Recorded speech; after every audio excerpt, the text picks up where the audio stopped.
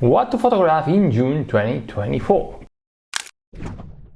Hello, PhotoPiller Rafael the Bar here. In June we'll enjoy the Milky Way and the Galactic Center, the full moon of course. We also have June's solstice, which is the longest day in the northern hemisphere. It's the beginning of summer, and the shortest day in the southern hemisphere, the beginning of winter. 3 conjunctions of the moon with the planets, with Mars, Jupiter and Saturn, and also depending on where you are on Earth, you'll be able to enjoy the occultation of Saturn behind the moon. As always, don't forget the always on photo opportunities. I'm talking about sunrise, sunsets, golden hour, blue hour, star trails. And also, as always, at the end of the video, I'm going to share with you 3 of the best photos that we featured in the PhotoPills Awards in May, at the time of recording this video. So let your imagination fly, decide what you want to photograph, and go to PhotoPills and plan your photo so you can go and capture it.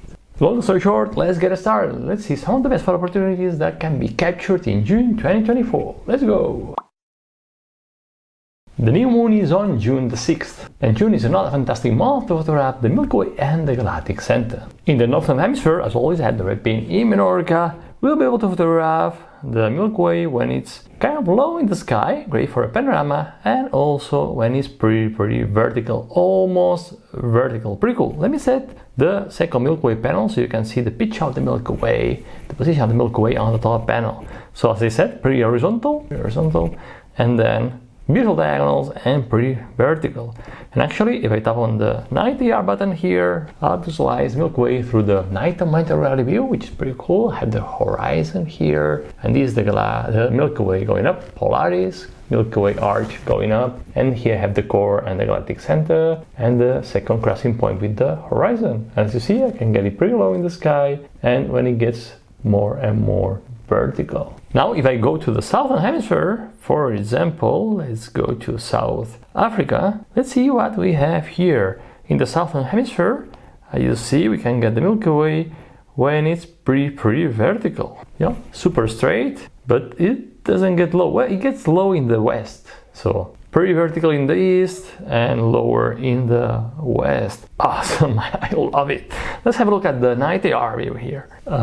See, imagine that we are in the southern hemisphere now. We have the Polaris below the horizon, and we have the south celestial pole here, and the core of the Milky Way, and the Milky Way just behind. Okay, I have the core of the Milky Way here, and the Milky Way goes above my head. As you see, it's pretty high above the horizon. I can swipe to change the time, and as you see, it gets higher in the sky, the core, and more and vertical, until it goes down again, and you can get it super low above the horizon, and with the core of the Milky Way super high in the sky. Wow, what a Milky Way, guys! Awesome.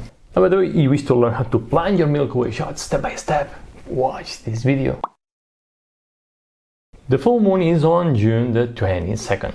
And as you know, the full moon is such a powerful composition element in our photos, such a powerful element, great for telling different stories. So based on the moonrise and moonset direction, plan your shot, as I've done here in Menorca. I've planned when the full moon is gonna be next to the lighthouse of Artruch, or Cap d'Artruch lighthouse, which is 34 meters tall.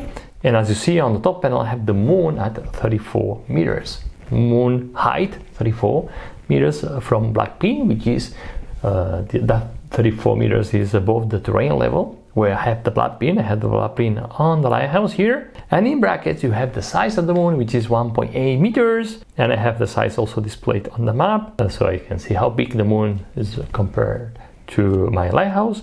It's big, it's not super big, but big enough, pretty cool. And now let's check the natural light.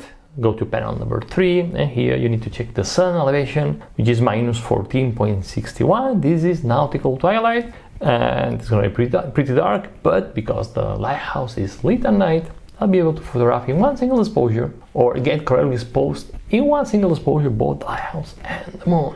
Pretty cool. Oh, and here in this photo you can see how beautiful this lighthouse is. Great, and if you wish to learn how to plan your moon shots, watch this video. The June solstice is on June 21st. It's when the sun is highest in the sky in the northern hemisphere. When the daytime is longest, It's the beginning of summer, and it's when the sun is lowest in the southern hemisphere. It's when daytime is shortest, and it's the beginning of winter. So the ones living in the southern hemisphere will have more time to enjoy the night sky to photograph the Milky Way. In June, there are a few cool moon-planet conjunctions. This is a video, for example, that I recorded with my phone on April 27 last year in Namibia at dawn.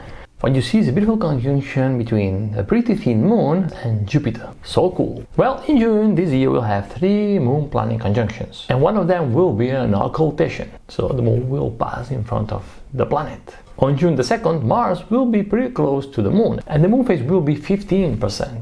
On June 14th, Jupiter will be in conjunction with the moon will have a phase of 1.4%. And on June 27th, Saturn will be in conjunction with the moon, and the moon phase will be 64%. Also, if you're in Eastern Australia, Northeastern New Zealand, Fiji and New Caledonia, you'll be able to experience the occultation of Saturn behind the moon. The long story short, on both hemispheres you'll find the moon-planet conjunctions where the moon is, so all you have to do is to check on the planner where the moon is at all time, which is pointed out with this thin blue line that's moving when I'm changing the time here in the time bar, so you cannot miss that. Where the moon will be, you'll see also the planets.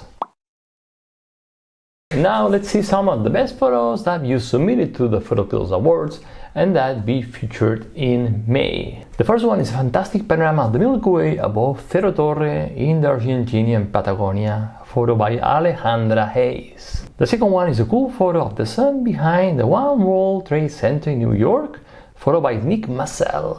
And the third one is a perfectly aligned moon with the Christ, the Redeemer, photo taken by Julio Craveiro. Fantastic, guys, fantastic shots. So if you wish to learn how to plan and photograph all the events that I've shared in this video, I invite you to download our super detailed astronomical events photography guide. I'm going to leave a link to the guide in the description of this video and in the first comment below. Download it. And as always, if you like this video, give me a like, subscribe, and I'll see you next Wednesday in another video. And remember that you have the power to imagine, plan, and shoot legendary photos. Bye!